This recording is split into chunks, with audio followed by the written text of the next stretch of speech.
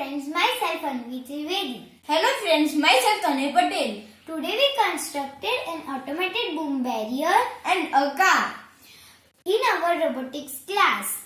The kit we use is EV3 Mindstorm Kit. The components used to make the car are 2 large motor, 1 EV3 brake, 1 ultrasonic sensor and many more components. The components we used to make a barrier are 1 EV3 brake, 1 large motor and 1 ultrasonic sensor and many more.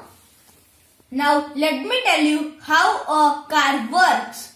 First, a car moves forward. When it detects any barrier, it stops.